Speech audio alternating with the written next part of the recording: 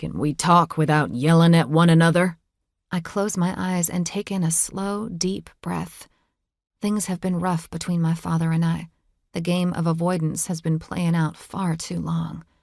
I know I am mostly to blame for that. Because I really don't want you angry with me anymore, baby girl. I look back over my shoulder to find my father approaching with caution, and it nearly breaks my heart. I'm not gonna yell. No tears either? He tilts his head and offers a smile. That I can't promise. Truth is, I am a daddy's girl. I always have been. From birth, my mother said that I brought my father to his knees, and he's worked long, strenuous hours to ensure I have all I could ever hope for. Reality was, I only wanted his trust. The rest didn't matter.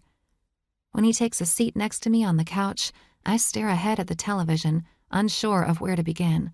But he takes the reins and turns his body toward mine. I know I'm difficult. I can't stop myself from laughing.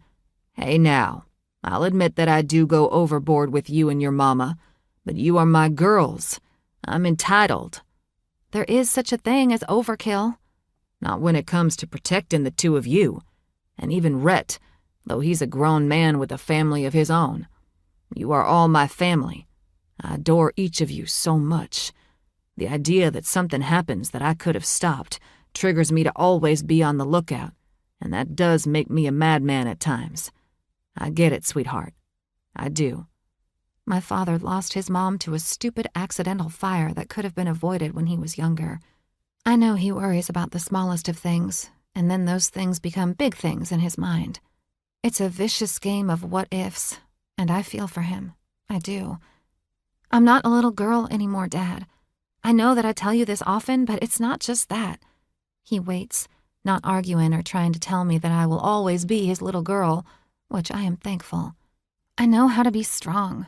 I know how to go after what I need and want and how not to settle. I understand that at any point in time the nicest person can become the worst, and that just when you let your guard down, you become vulnerable to others around you. I know that trust is earned, not given, and that I should never allow anyone to take advantage of my kindness.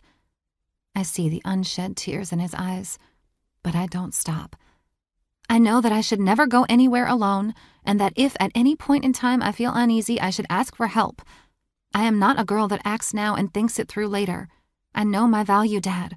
I won't settle, and you and Mom, you did that. You made me who I am, and all I ask is that you allow me to take the things you taught me and live a life you'd be proud of.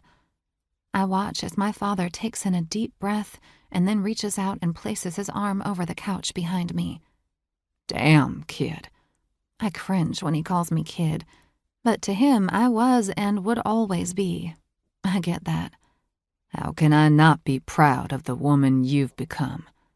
I lean in and accept his hug, and when he kisses the top of my head, I know we'll be okay.